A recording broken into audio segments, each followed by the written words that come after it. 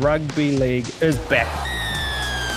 Drum roll, please. You're a true Warriors fan. I have no recollection of that hot take. We don't all have to agree. It's good to be back. They're just a really boring team. Oh, partner. Start winning some games. I think there'll be a lot of changes to the team. I've got them making the 8 for mine. Let's go.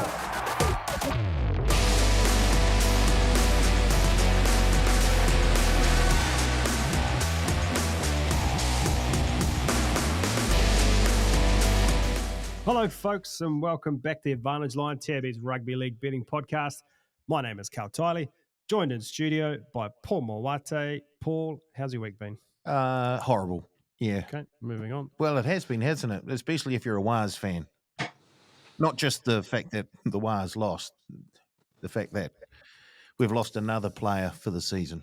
It's not all doom and gloom, pal. It's all we doom had this and gloom. conversation yesterday. No, it's not. It's Okay. not. And I've got a guy here who will back me up, Ben Searle from Searley Talk Sport. Searley, it's not all doom and gloom, is it?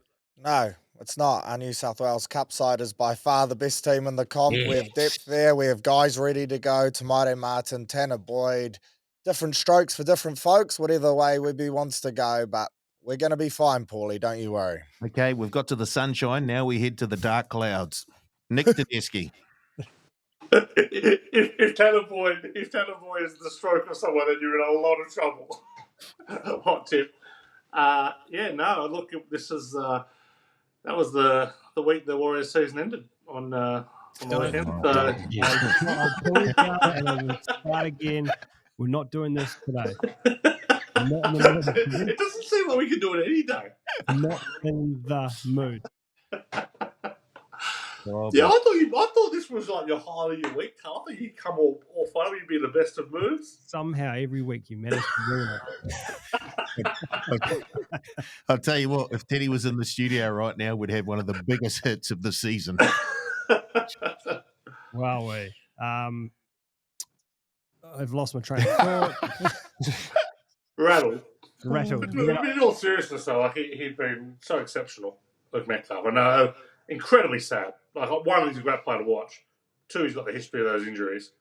But yeah, incredibly sad because he would have been on the verge of potential New South Wales selection as the backup to Cleary. That was the word coming out of the camp that he may have had the nod over Katoa for that spot. So we'll see what happens. But it was a pretty it was innocuous, a massive hit. We'll just say it. What? Can you turn me down? I can hear myself. No, I don't know if we can turn you down. Many have tried. You're not getting any echoes, Searley? Nah, I'm good. No. Okay. It's a Teddy problem. Massive hit on Metcalf, but it didn't look like, at the time, good shot. Like, he got put on a report, nothing of it. It was actually good shot. Great tackle. But, at the time, you saw him stay down. I thought, maybe it's high. Maybe it was late. But then on this, I don't know if you guys saw it, but on the replay, it kind of looked like his foot got caught in the turf a little bit. And that's obviously where the injury happened in the knee. But, yeah, tough one for Lukey Met. He will be back. He will be bigger, better. Does Suncorp have an abnormal amount of those sorts of injuries? Is it the turf there just a wee bit different from other parks around Australia? I can touch on some injuries later on in the show. I've done some digging. It's got a history of it. Yeah, big time. But we're going to, speaking of hits, big hits, I've got an opening question for you guys. I saw this on social media. I can't remember what the account was that I saw it, but I thought it was a very good question. I'll go to you first, Silly. The other guys have had a chance. I've circled this in our group chat, the one that you're not in. Rough. So you can earn, this is the question, you can earn $300,000 a year. Oh. Actually, the numbers, it is what it is. We probably need to go higher for you blokes. $300,000 a year, but twice a year at random, Victor Radley will appear and he will smash you with a shoulder charge, the hardest possible shoulder charge. Do you accept? Legal shoulder charge? Well, I was going to say, given his history with legalities and head highs and stuff, it's, it could be legal, might not be legal. I accept that. If you change it to Steve Matai, there is zero chance I'm taking that. But Victor Radley, I will take it just because the chances are he knocks himself out are probably greater than the chance he knocks me out because I'm yet to have a concussion. So I'm going on the odds there. Oh, boy. Teddy? Look, I was going to take it, but I'm not entirely sure that half of Carl Toley's annual salary is really worth it for this. But yeah, look, I haven't a prostitute to these kind of matters, so of course I'll take the cash and deal with the consequences later. Oh, no wonder Selwyn Cobbo's throwing his toys out the cock. If Tyler's getting more than Cobbo, yeah, he's been hard done by. I am not getting anywhere near. I can promise you that. Train and trial deal, strictly. Shibasaki, it's probably getting more than me. Are you taking this? Yep. You are? Yes. Okay. Right. I've been knocked out a few times. Yeah, we know. Yeah.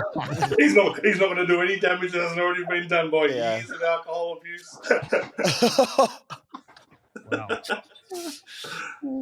This won't make it. This will not make it on here. It absolutely will.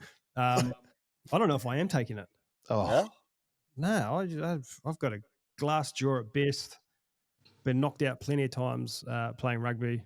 300 grand though. Been knocked out playing rugby union. Yeah.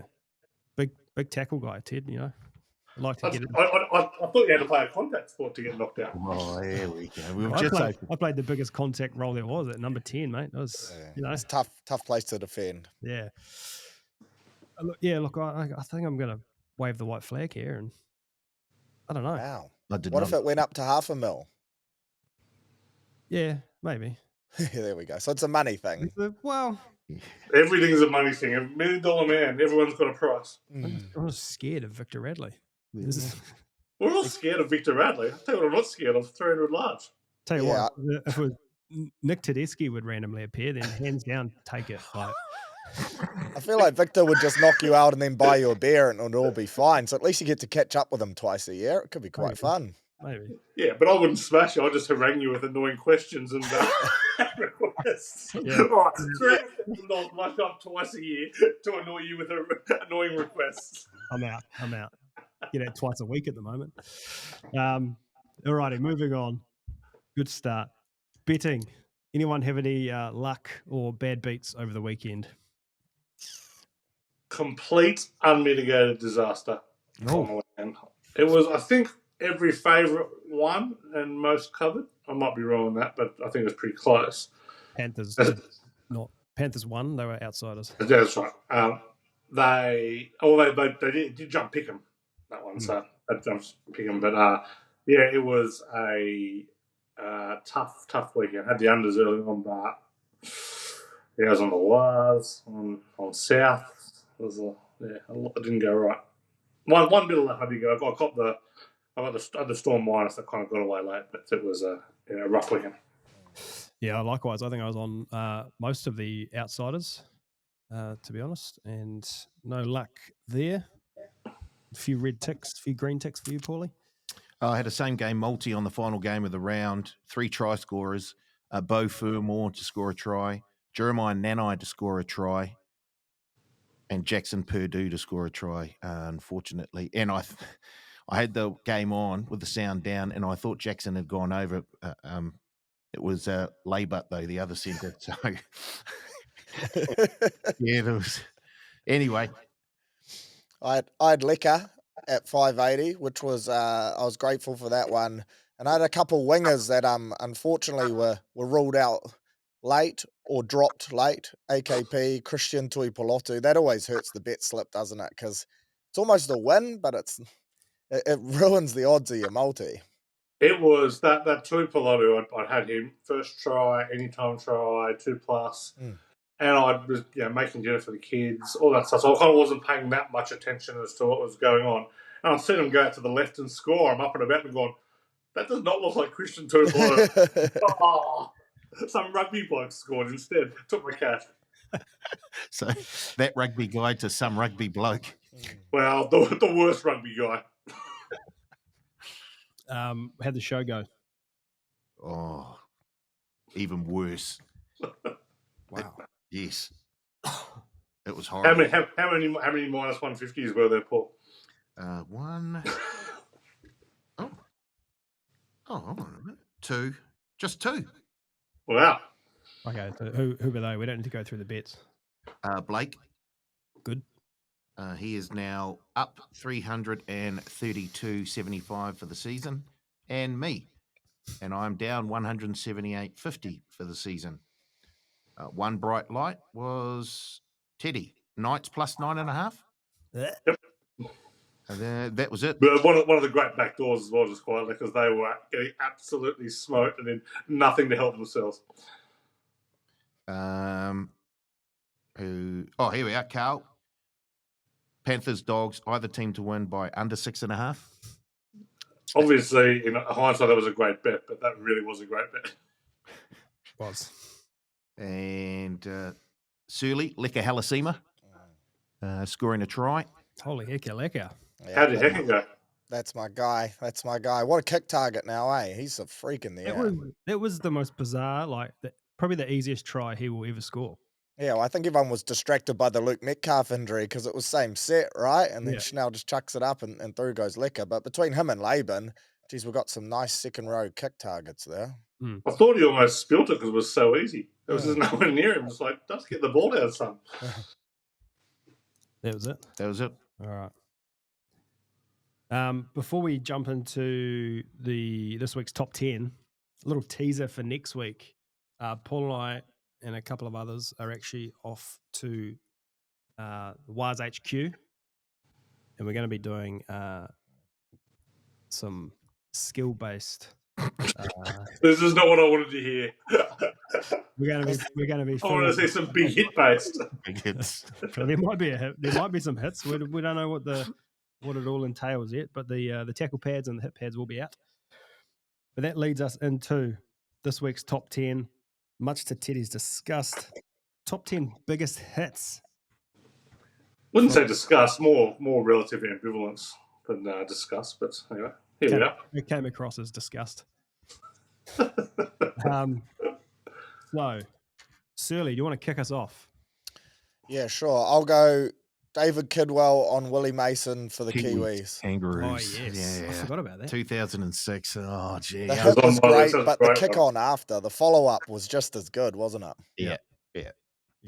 That was very good. Paul? I'm going to go with Steve Maddai against, I think it was David Terrell, Manly against the Rabbitohs. But you could just go Steve Maddai against whoever he tackled because he usually used to cut the opposition player in half. Boy, when he got it right, he was devastating. The problem was he often got it not quite right and spent a wee bit of time on the sidelines. But yeah, Steve Maddai, boy, oh boy. Woo. I'm going to go Simon Dwyer versus JWH, Wairea Hargraves, in the 2010 finals when he absolutely leveled him. That was one of the great shots. He would be done for like 15 weeks in this era. He got him square in the chin, knocked him out cold. Play on. It was good to watch. Miss those days. Teddy, what do you got? Wally Lewis on Darryl Williams. I've got a bit of a story. This was 1988, Australia, New Zealand. I was having dinner with Wally one night, and he was telling me the story about it. He goes, they all hated Brendan Tudor, and he goes, he thought Brendan Tudor was the guy hitting the ball up, so Wally's lined him up and absolutely smoked him. But they all liked Darryl Williams, who played for Manly at the time, and he gets up and goes, oh, sorry, Darryl, I thought you were Brendan. Didn't mean to line him up. He absolutely folded him in two. It was one of the great hits here in Santa. But it was, good story for Wally. They all loved Darryl, and he was the unfortunate recipient of mistaken identity. That's good. Surly, what's your second one? This one is a player with ball in hand. I went Ruben Wiki running into Soiola, Roosters, Warriors, Mount Smart, Jason Costigan in commentary, holy dooly, Ruben Wiki It's not often you hear phrases like that on a Kiwi commentary. One of the great Aussies, obviously, but the Mount Smart crowd just erupted. 08 finals, we absolutely pumped the Roosters Yeah, after the week after beating Melbourne Storm. Huge. special times. That was next on my list. What do you got? Manu Vatuve.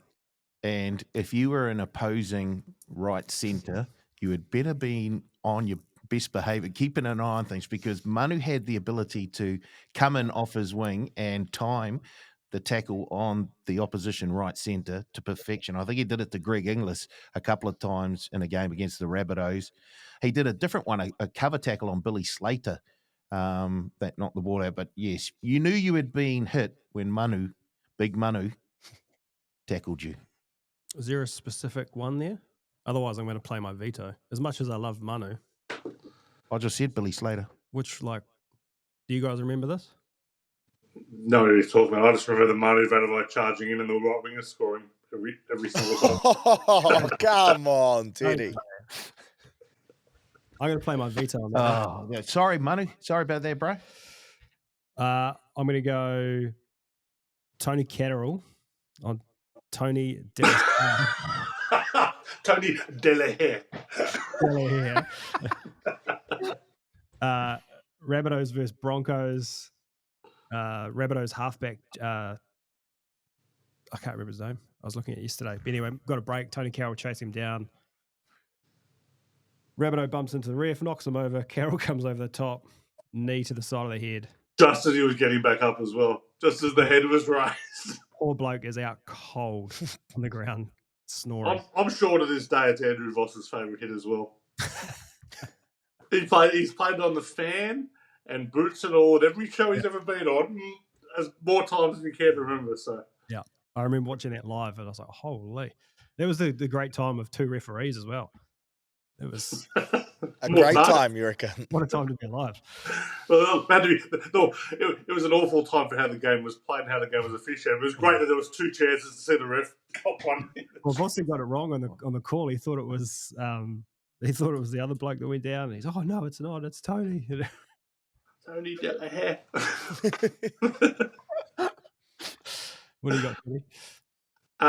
I'm going to thank my 8-year-old son Ollie for this one, because I said to him, this is someone who watches YouTube collections of biggest hits all the time. He'll be well versed in this, where he goes, oh, there's only one answer. Homoli Olakawatu smashing Justin Olam when he said, quote unquote, folded like origami. That's that was a good one. So Olakawatu and Justin Olam there, and he did fold like origami. I didn't go and watch it, so it was good. Nice. Surly? I'm desperate for Teddy to veto, so I'm going to go Sonny Bill, Veto. Joel Clinton, Yeah. Dogs versus Panthers, and you just see the hair, like the sweat just go flying off Clinton, who wore it really well, but that was a massive shot, a genuine shoulder charge, and gee, Sonny didn't miss many of those. To be fair, Joel did get up and play the ball very quickly. Yeah, but that was a good hit. For the doggies, mind. Yeah. Still vetoing. I want any of that grub pension. Okay, if that's a veto, then I'll go George Taufua on Cam Munster against the Melbourne Storm, and it looked like Munster was in for all money, and then out of nowhere comes Taufua. Geez, you could go George Taufua against anyone as well. I remember he got Dylan Walker when Walks was playing for the Bunnies in the centres, and he just looked up, and there was Taufua. Him and Matai have to be the biggest hitters ever, almost. And they played a lot together. Yeah, scary. Scary side. Honourable mention to Nigel Plum, but I'm going to go with Ian Roberts on Mark Coyne, Manly against Canberra. Ian Roberts was back in the, 80s, late 80s, early 90s. Boy, oh boy. He was one of the biggest hitters in the game. He cut Mark Coyne in half. Wasn't the only one he cut in half either. He laid a lot of people out. Yeah. And this is not quite a big hit, but the damage he did to Gary Jack when Gary Jack had a fight, it was one-sided, and Gary Jack will keep his mouth shut next time, because Roberts killed him. He could go. He could go. Yeah. I've lost count again. But there's a couple more I want to mention. There was another Matai one. This is just Matai and Gasnier and the Kiwis Kangaroos when he. Oh, that was good. He got sent off that, didn't he?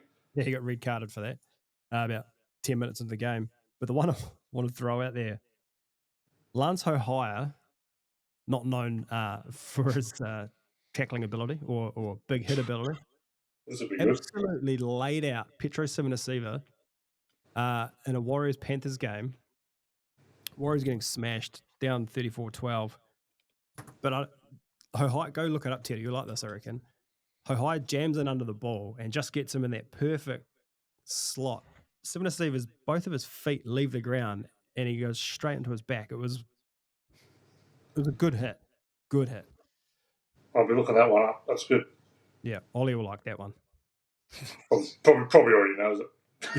Probably well versed in it. Anyone else got anything they want to throw out there? I've got one of the great Warriors recruits, Kane Evans. Not just for what he was a great one. Not just for what he wrote on his wrist against the Titans in one of the most chaotic Warriors games ever, but for his shot that he put on Sam Cassiano when he was playing for the Roosters against the Dogs. I remember that Cassiano just back fencing off the kickoff, and that was some collision. Those kickoff ones are the best. 2014 grand final. Burgess and Graham. No, well, that's a sad moment. So I'm vetoing that too. Well, once Sam busted his jaw, it was all too John Statler-like for me. It was like, oh, we are completely cast now. Carl, I'm surprised you didn't go SJ on Sam Burgess. I thought that would have been right up there for you, mate, being a Sean Johnson fan. That was probably the biggest hit of his life. But what about, was it Mel Meninga on Terry Lamb in the grand final? Who was it that... Legal hits, please, Paul. It was a vicious attack on Terry Lamb's head. Joseph Suaalii on Reece Walsh or Tuso. Yeah. Oh, rugby guy. A couple others. So Josh Papali absolutely laid out Jamie Buhrer. Kind of blindsided him a bit and smoked him. And two low names, they're probably not going to make on the list, but Jarrell Skelton absolutely folded Junior Ponga. Maybe he was on debut in a rain-soaked Dogs Roosters game, and it was, I can't believe Ponga got up because it was one hell of a hit. The other one that sticks out to me, I can't remember who it was in the Warriors. It might have been Adam Pompey or Chanel. Laid someone out in the last couple of years, and they got up and just puking their guts out. I love those ones. Yeah, it was Pompey against the Panthers at Magic Round when we pulled off that upset. Orange boy, Jack Cole. Yeah, that's right. Yeah. I love those ones when they force them to puke. Very good. Oh, if it's not you, it's great. Us Orange boys have no stomach for the big hit. All right, let's move on. Good top 15 there. Top 20 even. 30 maybe, yeah. Moving on to the good, the bad, and the ugly for this week. I'll start with the good. Fullback try savers. There were a number of them over the weekend. It has been all season. But Connor Tracy against the Panthers a couple of times. Twice, yeah. How good was that? Edwards versus Burton. Latrell had a couple against the Dolphins. Tamati Martin, as soon as he came on, had one in the Warriors game that kind of everyone, guys I was watching, that's Chance. Well done. No, that was Tamati. Yeah, that's good to see. Love a good try saver. You want to go next, Teddy? Yeah, Dogs Panthers. This is a game of stuff. It was Dogs didn't get the cash, but that was grand final. That is the best regular season game of the year, not even in doubt, and maybe the best regular season game for a long, long time. That, even in defeat, I would say that was the Bulldogs' best performance of the season. I think it marked them as a serious team. Certainly, Mark Penrith has seriously been back. Just great football, end-to-end stuff, outstanding quality. I can't speak highly enough of that game. Like you watch 8 games of rugby league a weekend. You watch it every weekend in the hope that you get one of those games every now and then, and that was magnificent football. Won't go on to this bad or the ugly, but it could fit in there. Not taking the 2 at the end with 3 minutes to go was maybe the dumbest decision I've ever seen on a football field. Just take the 2. Right? There's no points in the game. Take the 2. Anyway, great game. If we had $1 for every time Teddy said that's the dumbest decision I've ever seen in a football game. I know. Well, it's a live ladder. It's a live ladder, and it I'm updates each prone week. to hyperbole. I also had that, but I will pivot to the Dolphins. I just love watching their attack when it's on full fire. Again, Katoa, I feel like he's getting compliments everywhere, but he was unreal. He was so good. Yeah, the hammer, 4 tries in his 100th game. Herbie Farnworth, again, just exceptional. Kurt Donahue, probably the unsung hero amongst that team at the moment. Unfortunate to see Cody Nikarima go down with a hamstring, but when they are on, the Dolphins are one of the best teams to watch. It's just out and out attack at pace, and they have weapons everywhere. Second in terms of score differential, sitting in 8th at 162, I think. I feel like that's like 4 times in the last 5 games they've scored over 40, right? They're just, when they're winning, they're blowing teams off the paddock. Put a big cross through another team for grand final hopes too. Bunnies are gone. Yeah. They'll make the 8. They can't win the grand final though. Will they make the 8? I'm not so sure about that. I think they're looking at a bottom 4 finish with the injuries that they've picked up. You're good, Paul? I was the same as Teddy. That Panthers-Bulldogs game was just sensational. It did remind me of old-style grand finals where it was won on just one era. And I think Teddy's right. Not taking the 2 was the big era, even though with the last play of the game, had Stephen Crichton's pass gone to hand, they may have had a try in the goal. I think they were covered anyway. I think the Dogs were covered by the Panthers, but just a fantastic game defensively. Connor Tracy has gone way up in my estimation. He is a very, very good player. Boy, oh boy. Yeah, he might be one of the best fullbacks in the comp, but like I'm glad the talk around Canterbury going and trying to sign a big name fullback has ended. We don't need a big name fullback. We've got a good fullback. Yeah. I thought Blaze Talangi was going to go touch down there, and he just came across and just stopped him dead. It was an old-fashioned Owen Hart, big cross-body block, just absolutely launched himself sideways at him. It was fantastic. I enjoyed that Casey McLean Crichton battle as well. I didn't see that one coming, and geez, there's some beef there. They were going at each other, weren't they? How about you do something in first grade, Casey, before mouthing off? Well, they just won 8-6, so I'm sure he'll keep mouthing off. Not due to him. All right, the bad. My bad this week is the injury toll on everyone. Seems like blokes are going down every couple of minutes. Had a look at NRL.com's casualty ward. 101 players currently listed in the casualty ward across all the teams. Any guesses, fellas, as to the most common injury? Boils. Excuse me?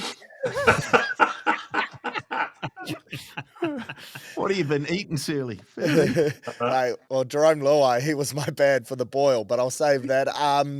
Hamstrings. Yeah, it'll be hamstring, surely.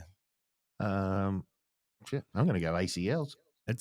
I've grouped ACL, MCL, knees all Well, together. then knees. Well, you could have said that. Well, I thought we were talking about specific injuries. Yeah. There's a fair bit difference between an ACL and an MCL. 4 weeks in a year. Still an injury. Anyway, so knees the answer? 22 knees currently in the injury ward, followed by hamstrings, 9 hamstrings, 9 shoulders, 8 ankles, 7 concussions. There are I thought there were 101 injuries. What else is there? Yeah, there are. There's Boils. Concussion. pectorials, biceps, Achilles. Not a lot of turf toe. Syndesmosis? That'd be a little bit of syndesmosis, wouldn't it? Oh, I don't know. I didn't go that deep. Like, Gal's got one. I always find a way to ruin it. Like, Can you come back to us with the syndesmosis stats there, Cal? no. This is Go. going. Remember, where did we find that beat the other week? But yeah. St. George 9, Cowboys 8, Roosters 8, Dolphins 7, Paris 7. Like, some of these teams are absolutely just being gutted at the moment, and it's just tough to see some of the biggest names in the in the comp 2 out. Like it's always going to happen every year, but feels like there's a lot this year. It was sad seeing Cody go down for mine. Yeah, he'd been playing so well up to that point. And he just can't get to 35 years old. We may well have seen the last of Cody, I reckon. So he might come back this year, but I'm not sure he'll be called in next year. The other one, saw Fa'alongo celebrating on his way to a try, being sniped on the way down. Well, I'm chips in punishing Larry behaviour there, so wasn't opposed to that.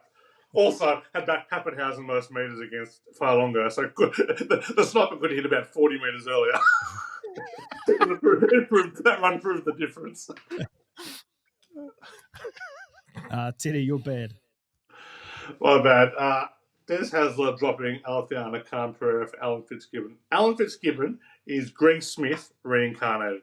He is absolutely one of the worst players I've ever seen play first grade. He can't catch, can't tackle, can't Poor run. Greg. What did Greg do to you to get a drive by today?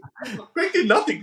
We've done a story of Greg Smith. Greg Smith was the Newcastle Knights player who claimed to have played for the Philadelphia Eagles and somehow got a first grade spot, and Darryl Halligan showed him up with a hat-trick. when Chook's out jumping you and outpacing you, you're in a lot of trouble. Here's another one. I love Darryl Halligan. There's a drive-by there. He'd be the first to admit that. But when you are at the Titans and you're last in the comp and you're a team generally bereft of talent, you probably play the guy who scored 53 tries in 53 games and is the fastest player in the comp. To drop him at all is absolutely stupid. To drop him for Alan Fitzgibbon is absolutely the height of madness. So, Des has sued his last 2 clubs for payout, so I've no doubt that the reason he hasn't been fired already is because they're just waiting to the end of the season, so they don't have to pay him out. But Des Hasler is just playing out the string now, because that is one of the dumbest. Here we go again. One of the dumbest selection decisions I've ever heard. That's a bold strategy, Carlton. Let's see how this plays out. Surly, what do you got? I referenced it before. My bad was Luai's Boyle, and just the honesty of the Tigers medical staff. Like, couldn't you just say he was out with an illness? He was under weather.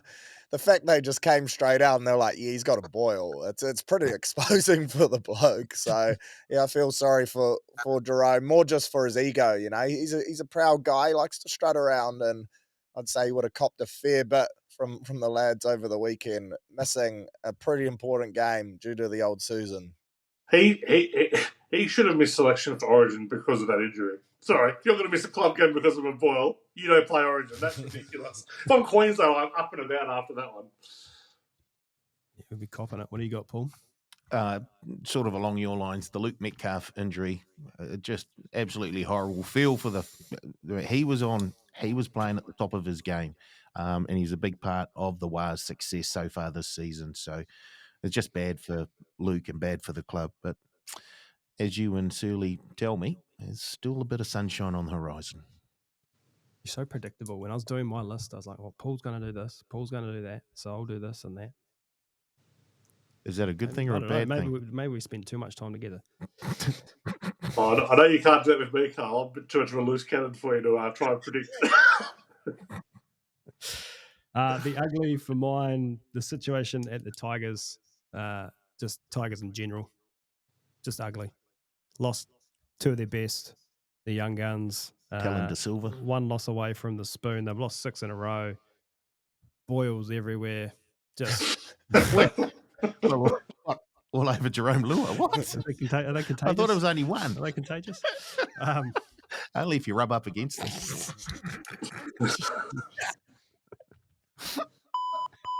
No. Yeah, just the Tigers. What a state. Teddy? Kevin Walters' commentary. I've never been more chips in a horrible coach getting another coaching job just so I don't have to hear him commentate than Kevin Walters. You've run this one out before. I've run it out before, but he managed to top himself this week.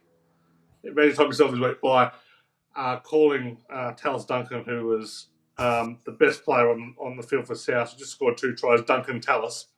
How about this guy's research? And it wasn't an accident because he did it multiple times, Duncan Tallis. So The ugly this week, Duncan Tallis. I love to was- have a beer with Duncan.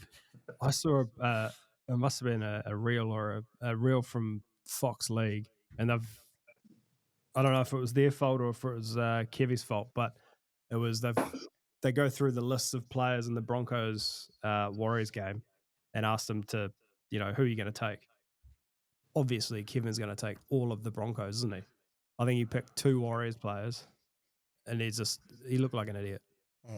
I feel like he calls Kurt Capewell Luke Capewell every week as well. So maybe there's a bit of dyslexia creeping in or something for old Kevy. He's battling. If there's one thing this TV geek's proved is that he should never have been a coach of the Brisbane Broncos and probably shouldn't coach the NRL again. Even though I'm all for him getting a job. PNG, think about Kevy. Silly. Mine's been done, but it's just Warriors and knee injuries. It's unfortunate.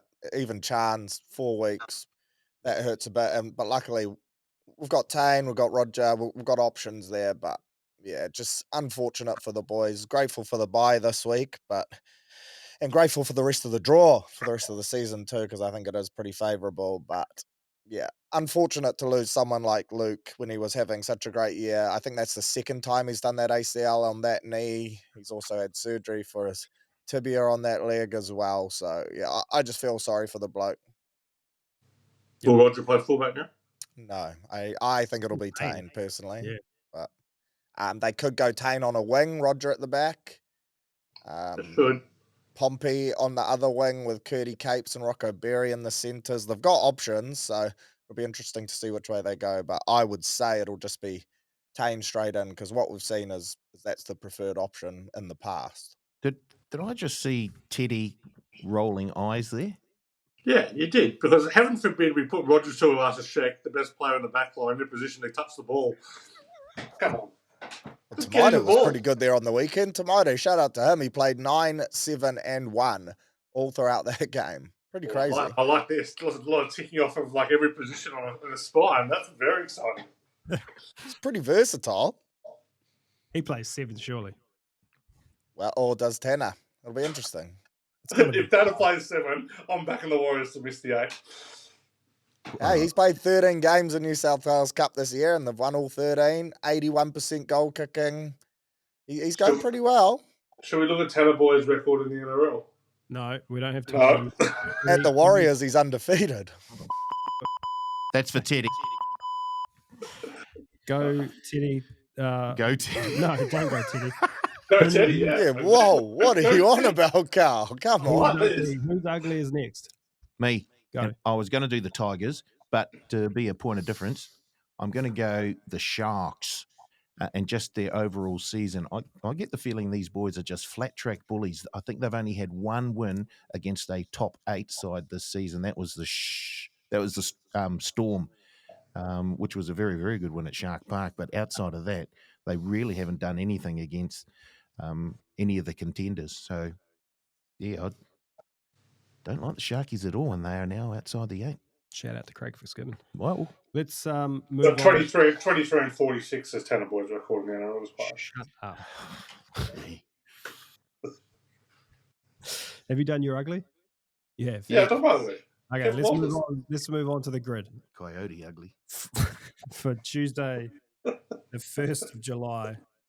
Pause the pod, go find the grid, nrlgrid.com. It was tough. It was tough. Oh, this was one of my best ever. Cheating allegations. This was hard. Whenever the Bulldogs pop on a Tuesday, it puts me in position A1. Across the top, Braithen Astor teammate, Cowboys, never started on the bench. This was hard. That was a hard one. Absolute G up. Down the left, played for the Bulldogs, scored 500 plus points, played for the Tigers. Teddy, because you're so confident, give us your top row. Bulldog Braithen Astor teammate, Brett Oliver, Unicorn 0.06. No wonder he's confident. Who is Brett Oliver? He was a very slow, short outside back in the Shane Martini era. Always battling a position there. Wow. Bulldogs Cowboys, Robert Ralph, Brain 2.27. Never Is that started a on the poet or like an author? Oh, is he what? The poetry he did when he punched Gordon Tallis in the second row in the 95 semi-final. was one of the great stanzas of all time. Bulldogs never start on the bench. Rocket Rod Silver, tick 0.92. A tick. Tick. Wow, we've added a tick. Yeah, we're No, celebrating ticks today in Sorry. that category in particular. We're celebrating ticks. They're all I haven't ticks. got many ticks, so it really stood out. Oh, dear. This is ugly. This is my ugly for next week. Surly, what do you got? Braithen Astor teammate Dogs, Paul Rauhihi, 1.09. Cowboys Dogs, Harrison Edwards, 2.73. Doggies never started on the bench, Jarrell Skelton, 0.52. Tick.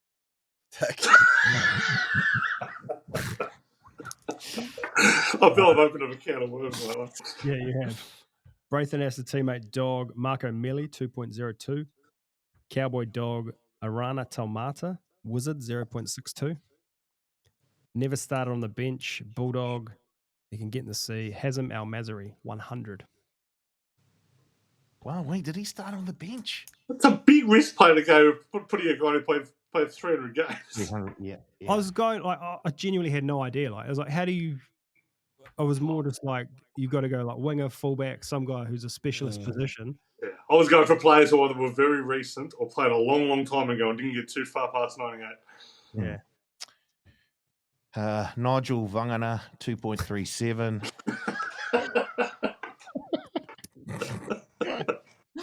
Paul Rohihi, 3.86. Josh Adokar, 9.44.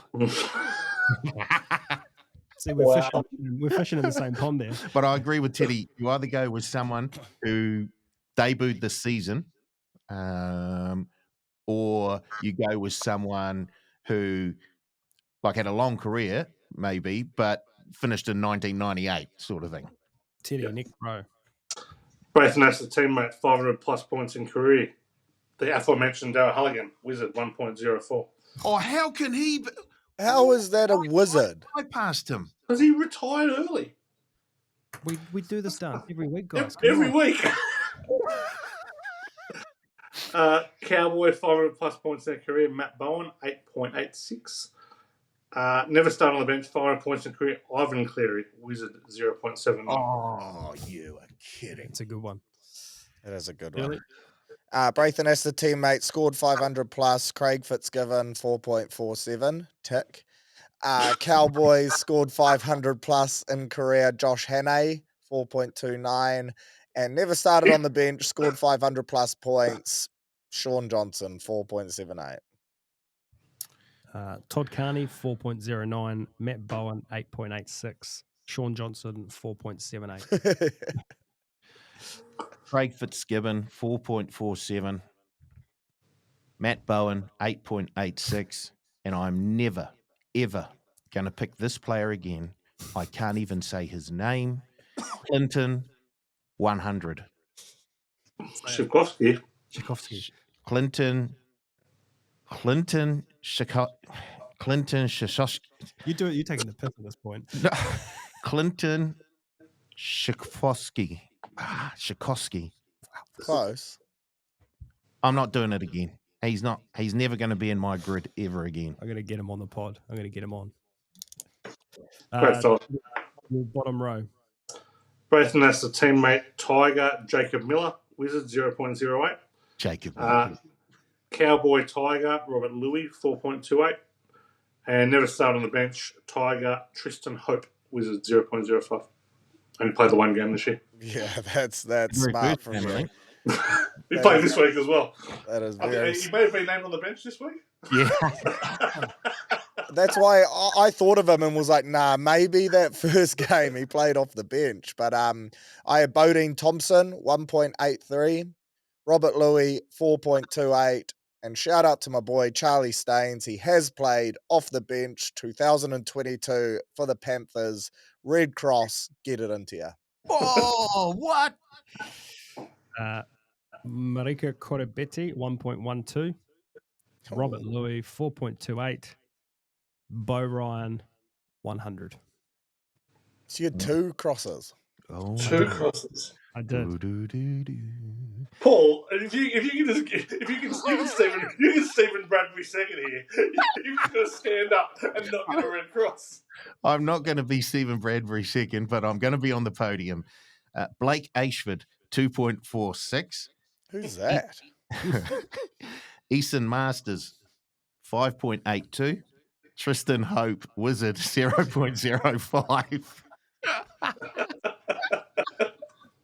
Totals. 18.3. Oh, that is ridiculous. 124. 137.3. 225.8. Second with 124 is massive. Amazing. Yeah, those bench ones are hard, but I've got to question a few tactics of putting 300 gamers in for some of those ones. I didn't give it my all this week, if I'm honest, okay? I do like those ones like Never Start the Bench because they're hard. Like, you've really got I suggest, and if you could send this to the organisers of the grid, Teddy, that the Tuesday grid never has a Bulldogs jersey on it. No, or just Bulldogs and Warriors.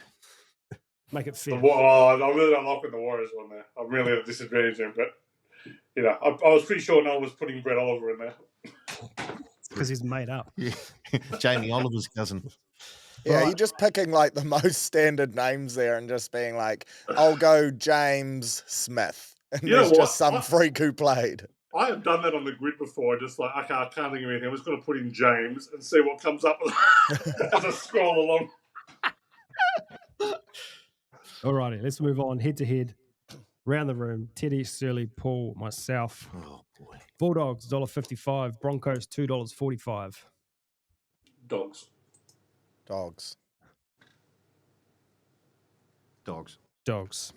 Raiders, $1.30. Dragons, $3.50. Raiders. Cowboys, $3.60. Storm, $1.30. Storm. Roosters, $1.26. Tigers, $3.90. Roosters. Here we go. Uh-oh. Seagulls, $1.33. The Rabbitohs, $3.35. South. Manly. Bunnies. How good. Surly. Sure you don't want to change? No, well, no Latrell, so put a line. And Bunny's hopeless, man. Hopeless. Okay. All right. Let's. Here to be different, boys. You're a bunch of sheep. I do know that Wayne Bennett absolutely despises Anthony Seibold, so you can be sure that the boys are out for this one. Bit of a punch on, you reckon? How good? Well, he does love humiliating him in different ways, so I think winning without all his good players will certainly be one way of humiliating. And the fact that you can get Seibold fired this week with a big loss. You'll have the boys ready for this one. Don't worry about that. This is South's grand final. Okay, we're going to do all the games this week.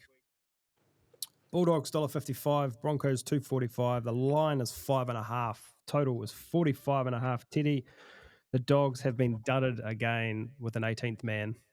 I'm sure you love that. Absolutely criminal. The only saving grace is that the Broncos have perhaps been more dudded by the fact Reece Walsh was named 18th man. So, absolutely criminal that the 18th man's allowed to play. So, no Carras for the Dogs, no Walsh for the Broncos. Dogs also missing Crichton, King, Man. Broncos, no Haas, Shibasaki or Carrigan to go with Reece Walsh. Brisbane dominated this matchup. They won 42-18 in round 8, won 6 of the last 7, covered 6 of the last 7. Don't love either team in this game from a betting point of view. Bulldogs covered just 2 of the last 9 against top 8 teams, covered just 3 of the last 10 at a core. They've not covered their last 5 against top 8 teams at a core, the Bulldogs. Interstate teams covered 64%. Interstate Underdogs covered 64% during the origin period. But Broncos have not covered their last 5 interstate. Covered just 1 of their last 8 of winner 13 plus. And Michael Maguire at 55-94 in his last 7 seasons as head coach. So, a stat that gives me enough room to roll out until he probably gets fired. So, if I'm having a bet this one, I'm probably going to have a small bet on the over. It's a reasonably low total at 45.5. big overshot for the Broncos, 20-12 against top 4 teams, 28 when they're an underdog, and an overshot for the Dogs here as well, 13-5 when the Dogs play top 8 teams of the course. So leaning towards the over here, but no confidence with so many players out this way. The one stat that stuck out to me, and this probably goes back to the Dogs being a bit average in seasons prior, but only one of the last 6 games has been decided by less than 20 points. Yeah, and we were good this year, and we were better last year, and we've still been flogged by the Broncos. So.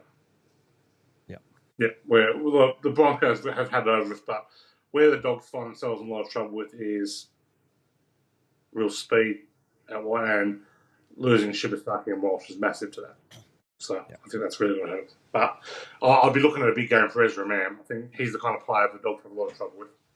Those kind of jumping, driving players who kind of play at the line and who kind of do some kind of left-handed things. I think that'll be the way for the Dogs.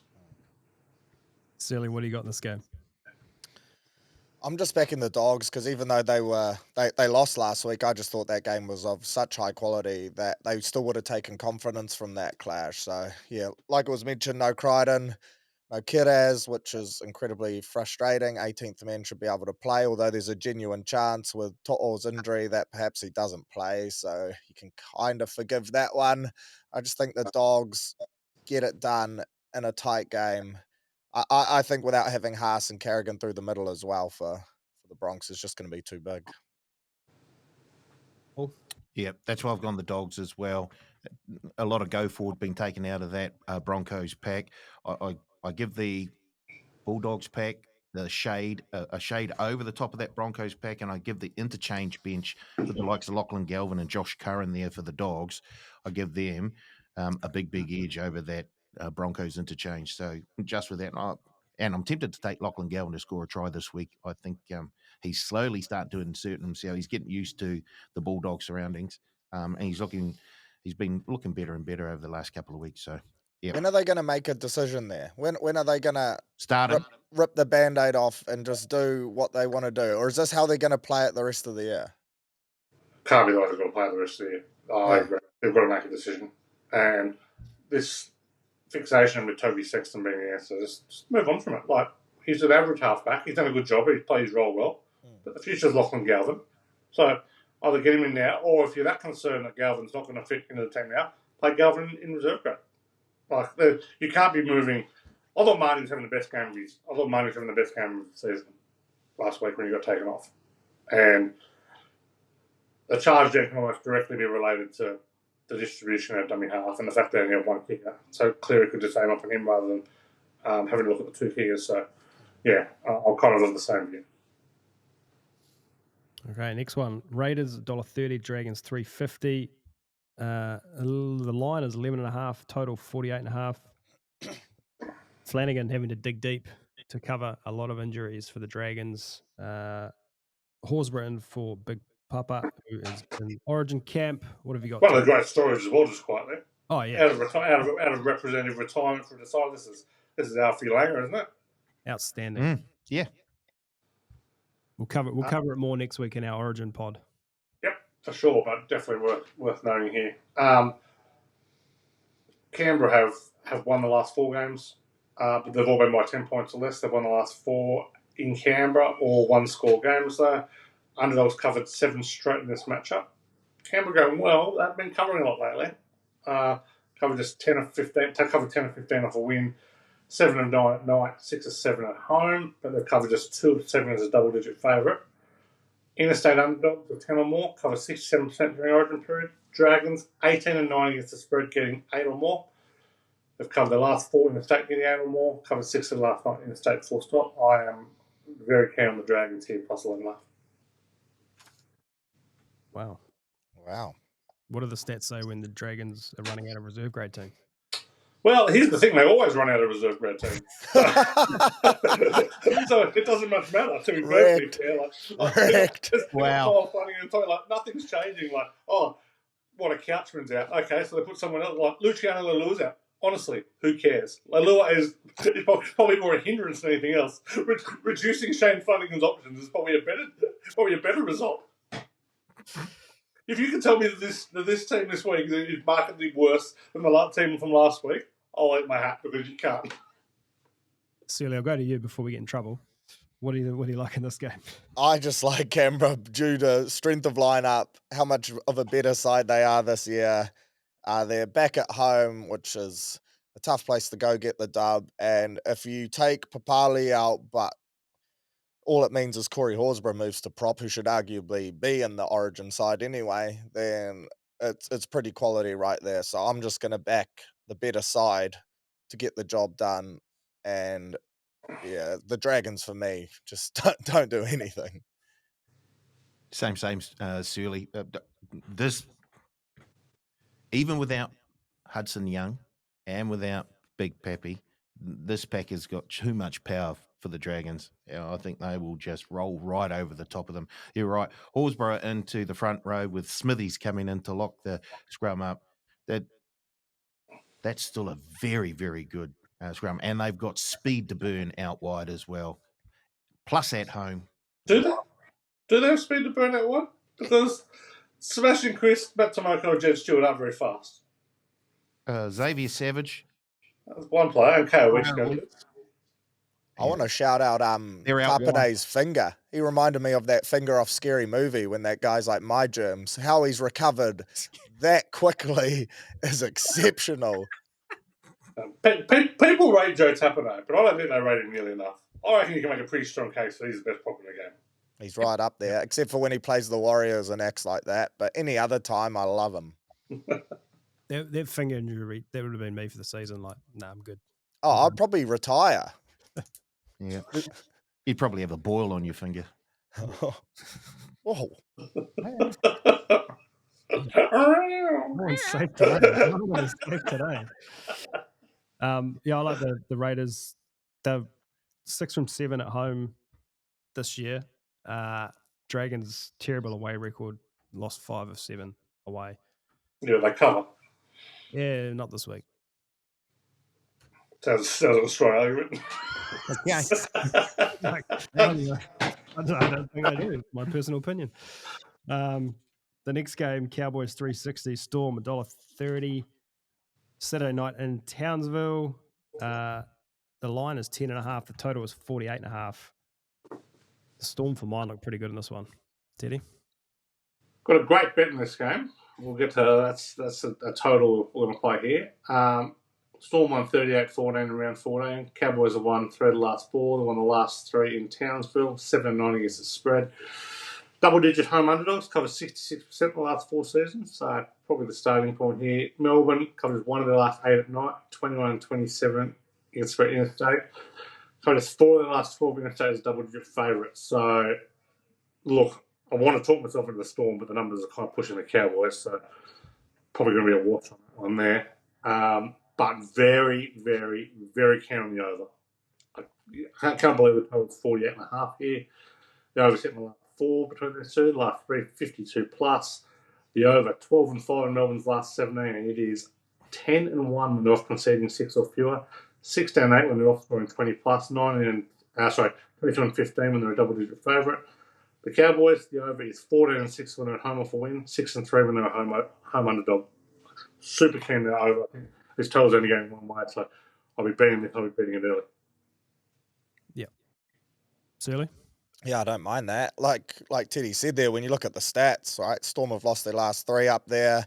Cows have won 3 of their last 4 against the Storm, so it does make you a touch nervous. Murray Taulagi, 5 tries in his last 5 against the Storm, and Robert Derby, 6 tries in his last 6 games at home. I do think Melbourne will be too good, but I think there will be points in this, like Teddy said, and I wouldn't be surprised if the Cowboys can cover a line or find some way to make it reasonably close. I feel like whenever the Storm are without Harry Grant and their key spine members, they don't put up the same type of performance that we saw on the weekend as well. There seems to be a bit of a drop-off, but yeah, I'll be backing Melbourne, but I think it will be closer than we expect. Yeah, I'll be backing a few try scorers, and Murray Taulagi will be one of them. I think he scored in his last 3 games straight. He last 5, actually, Paulie. Oh, gee. He looks very, very good. Did you mention that? Yeah, I did, Paulie. So turn your headphones up. Oh, shit. Don't tell me Robert Darby scored 6 tries in his last 6 at home too, because I also mentioned that. I apologise, listeners. I really do. Unbelievable. There we go. Double down on Murray Taylor. That's mine. I'm in. I think Storm are going a bit like my Raiders call here, Teddy. I think the Storm are going to put a number on the Cowboys. Can't give you an answer why. I just think it's going to happen. Just the vibe, just the feels. It is. It's the castle all over again. The Cowboys are leaking 30 points a game, whether it be home or away. Storm are a different team away than they are at home.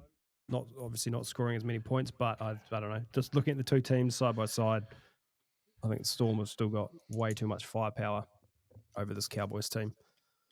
Love that total over call, Teddy, but also love the Storm. I think the Storm, they've won 4 in a row now, first time all year. They've been clunky all year. Like, I think they're starting their rise towards finals and locking one of those top 2 or 3 spots. It'd be nice to get to them on a premiership for those who've bet them early. Next one, Roosters $1.26, Tigers $3.90. Another big line here, 12.5, 47.5 the total. Both teams, if you are an average Joe NRL fan, could look at these 2 packs and be like, who's playing this game? What's happening here? What do the stats say, Ted? What do the stats say? No team has a domination over one team doesn't have a domination over another team more than the Roosters have over the Tigers. Since 2008, the Roosters have covered 23 of the 26 games. Wow. They have been massive favourites in a huge number of those. They've won their last 4 by 24 plus. They've won 8 on the trot. It's an absolute one-goer here. The Roosters might be missing Toya, Collins, Crichton, Watson, Lenier.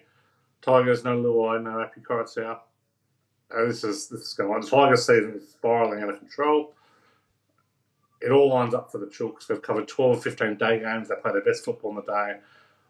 They've still got Savala and Sanders Smith. I cannot believe I'm saying this as a positive, but they've formed a great combination throughout the year. And that's a combination that kind of is pretty freewheeling at some points. So very excited about the young winger on debut, Rodwell. He's electric. So he's got a big first grade career ahead of him coming up. So is he son of? Is he son of? Son of Brett, yeah. Not Matthew. The Chooks have also covered 9 of 15 as bottom 5 teams. So I just can't get out of the Tigers this way. I don't like some of the off-field moves that they've made, and I think they've left them pretty weak now. I think they're there for the taking. So it's a very ordinary looking side. When you're actually missing Heath Mason, that's a problem. Surly? Yeah, Teddy just mentioned it there. That covering stat was quite alarming too, but. Yeah, the Roosters have won 18 of their last 19 against the Tigers for some try scorers. The rugby guy, Mark Nwanganetawase, 9 tries in his last 7. You got Daniel Tupou with 21 tries in his last 15 against the Tigers. And Taruva's gone. He scored in all of his 4 games against the Roosters as well. So a couple try scorers either way there. But yeah, I just think the Chooks will be too good. If you give me a Tigers side without Appy Korotsau and Jerome Luai, I just struggle to get around them, let alone the form they're in at the moment. It almost doesn't matter who's out for the Roosters. I'm just going to tip them in. Guys like Teddy and that, they're just so classy that they'll find a way to get the dub in this one. Cool. Look, the Roosters are 23-3 in their against the spread in their last 26 against the Tigers. So are they? No, you have a look at all of the outs for the Roosters and you think, oh, gee, the Tigers are going to be a bit of a chance here. But then you look at the well that the Roosters have to go to fill in those spots, and they've got a whole lot more riches than the Tigers. I do feel for the Tigers and Tigers fans, but I just think this Roosters... Do ya? No. Yeah, not me. I don't feel for them at all. No, I do. Bugger them 4 wooden spoons in a row. That's historic. This is Penrith. We're in Penrith areas here. Let's go. Well, you're talking chocolate soldiers areas. I'm talking. What's going to be more impressive? 4 premierships in a row, 4 spoons in a row? Because I reckon 4 spoons in a row might be harder to get. in an era of parity, to manage to be the worst team in the comp 4 years in a row is something special. Let's move on. Yeah, I like the Roosters by lots. But like my other two. More vibe. Yeah, Vibe. He's vibing. vibing. I'm He's vibing vibing. today. Vibe and big favourites. Well, yeah. Didn't work taking the outsiders last week, so I might as well try something else. I've thrown my paper away. We've got one more game somewhere. So now it's your paper's gone and your toys are out of the pot. Seagulls, Rabbitohs. Where's the... Oh, here it is. Yeah, this is the game Manly beat the Bunnies. $1.33. The Seagulls, the Bunnies, $3.35. The line, 9.5. The total, 46.5. Alex Johnston moves to fullback, 7 tries away. Before we get into the game, I need to make it known that we do have an Alex Johnston try-scoring record market available. The favourite to get it done in round 23 against the Titans or earlier. That is $1.60.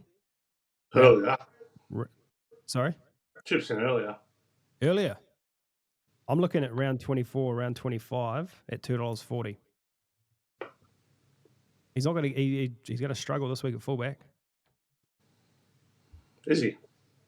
Is he? Sorry. What the?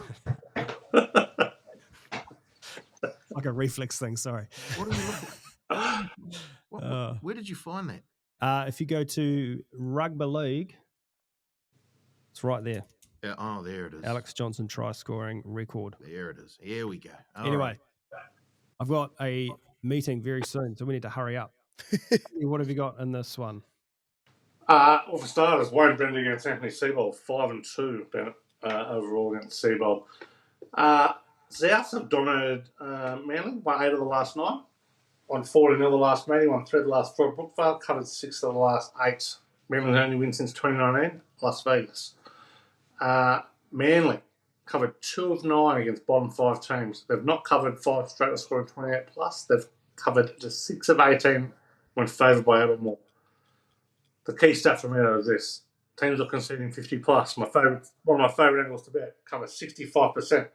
When those teams have scored 20 in their game when they've conceded 50, cover 76% the next week.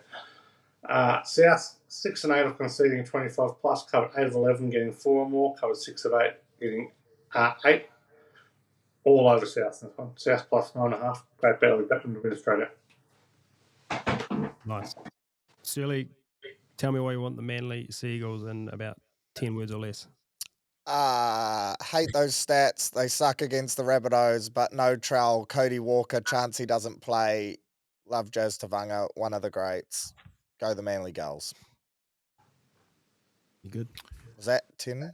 Close. Yes, sure. I saw enough last week from the Bunnies to think that they are just, and I agree with Teddy. This is a game that Wayne Bennett will be putting everything into. So I'll take them plus 9.5. I'll also take them head to head at around 335. All right, Teddy, give us your bets for the week, please. Best bet South plus 9.5, $1.90. Top best try scorer, Alex Johnston, to score a try at $2.50, even from fullback. Same game multi. Wishart, Tyron Wishart, Grant Anderson, Murray Talangi, all score a try at $10.13. Other bets, 61 plus points in the Storm Cowboys at $4.60. Nice. Surly, yours. Best bet overs in the Cowboys Storm game, $1.90. Best try scorer, the rugby guy, Mark Ngawanganituasi. My same game multi, Daniel Tupou, Marky Mark, Roosters, $3.11. And my anything else, just sticking to our try scorers, Tolu Kola, Tupou, and Taolangi all to score 6.18. Nice. I'll go next. My best bet, Mark Ngawanganituasi to score a try at $1.92. Nice. My try scorer bet, Ali Katoa at $2.45. Same game multi. I'm going to go Roosters minus 12.5. Rodwell, Ngawanganituasi, and Tedesco at $8.65. And then anything else, Roosters 13 plus into Storm 13 plus at $4.01. I'm all in 2 games this week. Paul? Rabbitohs plus 9.5 at $1.90. Joseph Tapini at $5.40 to score a try. Same game multi, sorry. Cowboys plus 10.5. Pappenhausen to score a try, Taulangi to score a try, and Ali Katoa to score a try, $15.90. And Alex Johnston to score 2 tries at $7.25. A lot of tries this week. And we haven't got Blake's bets yet, but I'm sure he will send them through because he always does. Surely. I've gone 2 weeks on the trot now. And this is 3 weeks now in a row. This counts. So get that up here. Enjoy your meeting, Carl. All we can ask for is consistency. Thank you very much for joining us, fellas. To the listeners, thank you. We'll see you next week on the Advantage Line.